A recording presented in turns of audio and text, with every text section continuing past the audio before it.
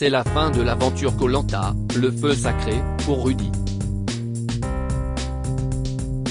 Le candidat très impliqué sur le camp et les épreuves a été éliminé par les Rouges à l'issue du conseil.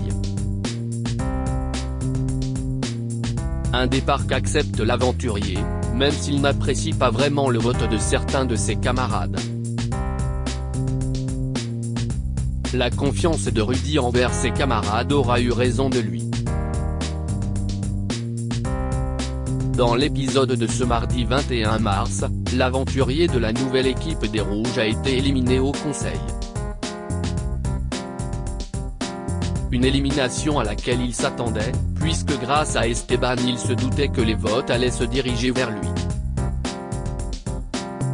Malgré sa stratégie de faire croire qu'il avait un collier d'immunité, Rudy n'a pas réussi à sauver sa place, se faisant éliminer par Elena et Anne-Sophie, ses anciennes alliées. Une trahison qu'il a encore en travers de la gorge, comme il l'a expliqué à Voici. Voici.fr, à la fameuse construction du radeau, on peut dire que ça a été difficile d'avoir un terrain d'entente dans votre équipe. Vous prenez rapidement les commandes et pourtant ils n'ont pas voulu vous écouter, jusqu'à ce qu'ils réalisent que le radeau coulait s'ils ne mettaient pas assez de bambou.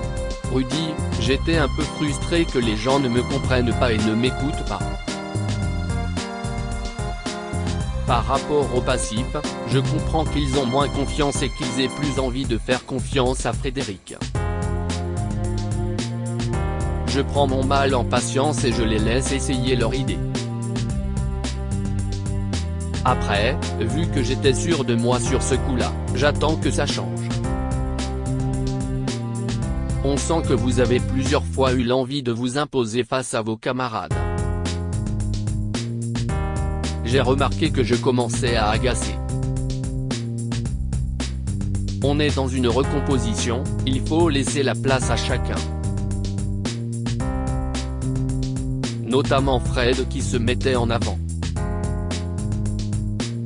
Je ne vais pas faire les mêmes erreurs, je vais essayer de me mettre en retrait et de laisser Fred faire les choses, vu qu'il aime s'engager. Vu qu'on est souvent en défaite, je le prends pour moi et me dis que je n'applique pas la bonne méthode. Je laisse Fred faire les choses. Quelques heures avant le confort, Quentin s'énerve en disant que personne à part Esteban et Clémentine ne s'occupe du feu. Vous dites même au conseil que vous en faisiez plus que d'autres. De qui parliez-vous, Anne-Sophie? Ces derniers temps, elle n'était pas très active sur le camp et pas très active sur le feu. Elle dormait et plus ou moins tout le monde tournait pour le feu. Je me suis occupé du feu dans les premiers, comme ça après je suis tranquille. Anne-Sophie, sur ce côté-là, elle était totalement absente. Rien ne laissait présager que votre équipe allait remporter le confort, et pourtant le hasard a fait que les jaunes ont perdu à cause d'une erreur. Est-ce que c'est un scénario que vous aviez envisagé? Ou est-ce que vous pensiez que tout était perdu d'avance? Tout était perdu d'avance. Vu comment ils ont pagayé et leur bateau qui était plus léger que le nôtre. Quand on voit l'épreuve, on voit qu'ils nous rattrapent coup du sort.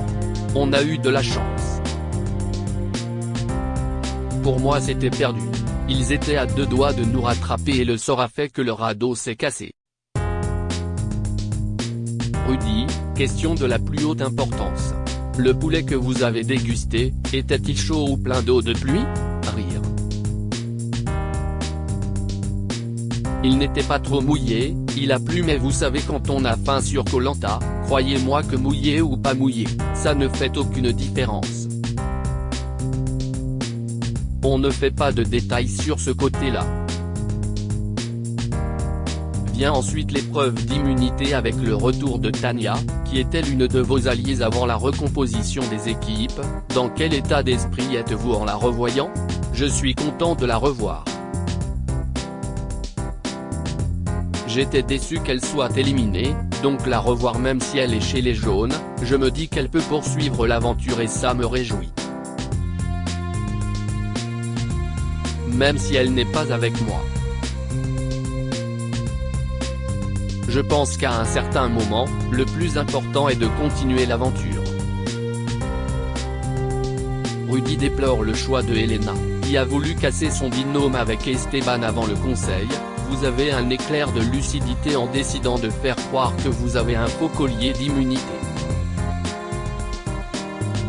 Qu'est-ce qui a été le déclic?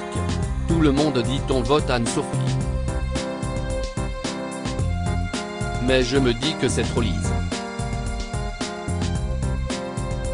Je vais voir Esteban et lui dis que c'est bizarre. Pour moi, c'était lui ou moi. Lui va chercher les infos de son côté. Il vient m'informer à la dernière minute que je suis en danger. Il me confirme et m'avertit en secret que je suis en danger. On avait un code. Quand l'un et l'autre étaient en danger, il venait vers moi, mettait sa main sur mon épaule et il mettait une légère pression. Ça voulait dire danger. À partir de là, ça a confirmé mes doutes. Il fallait que je fasse un semblant de baratin sur un possible collier. Ce qui n'a malheureusement pas marché. Et non, pas assez de temps pour bien mentir, pour bien construire la faille.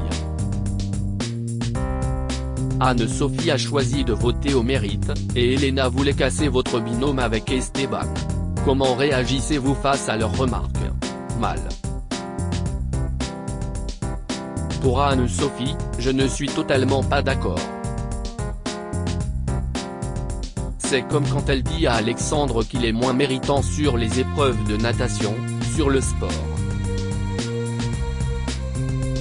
Alexandre avait fait énormément de choses sur le camp.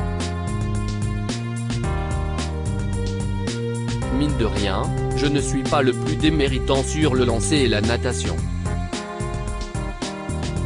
J'avance et je nage comme il le faut. Sur le camp, elle ne fait pratiquement rien. Elle ne fait que se reposer, elle ne s'occupe pas du feu. Elle ne s'occupe pas vraiment du bateau. Elle ne va pas chercher à manger.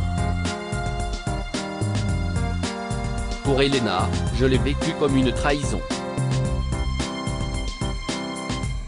On était ensemble, elle parle de binôme alors que quand elle s'est retrouvée en danger, je l'ai avertie. Je l'ai protégée. Elle a toujours été plus ou moins avec moi. On est des rouges, mélangés avec des jaunes. Si jamais on veut aller loin malgré les défaites, il faut se soutenir. J'ai pas compris ce revirement de situation depuis Tania. Indirectement, Tania était la personne en plus qui me faisait éliminer les jaunes. On était en supériorité numérique.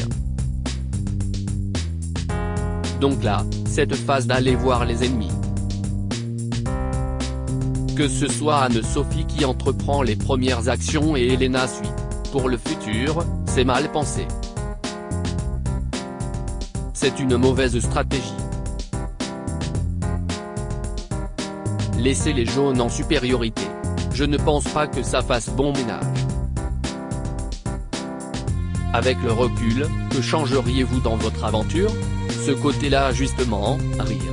Je ne ferai pas du tout confiance en Elena et Anne-Sophie. C'est vraiment dommage. Ou alors, j'expliquerai que malgré les défaites, il faut qu'on reste ensemble.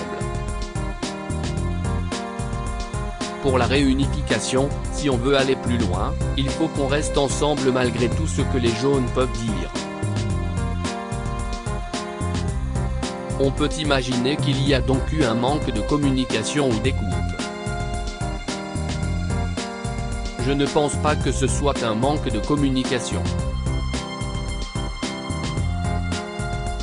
Je l'ai dit qu'il faut qu'on reste ensemble peu importe les circonstances.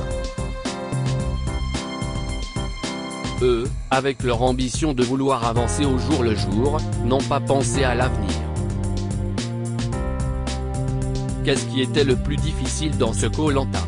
Je pense avoir été bien conditionné sur l'éloignement des proches. J'avais dit à mes filles pas de nouvelles, bonnes nouvelles, donc tant qu'elles n'entendent pas parler de moi c'est que je vais le plus loin possible. Sur l'alimentation, je pense avoir bien tenu. Je pense que le plus dur c'était les épreuves physiques et l'humain. Quand des gens de son équipe, on pense qu'ils sont avec nous. Elena qui me regarde et me dit je ne vote pas contre toi. Le fait d'éliminer quelqu'un, je n'ai pas de mal avec ça. C'est juste la façon de le faire. Demain, on me propose une saison, j'agirai différemment. Mais ce jeu, cette aventure, je l'ai adoré. Aimeriez-vous refaire Koh-Lanta? Oui, sans problème. Demain, j'aurai une proposition, je partirai sans problème. Je suis un joueur.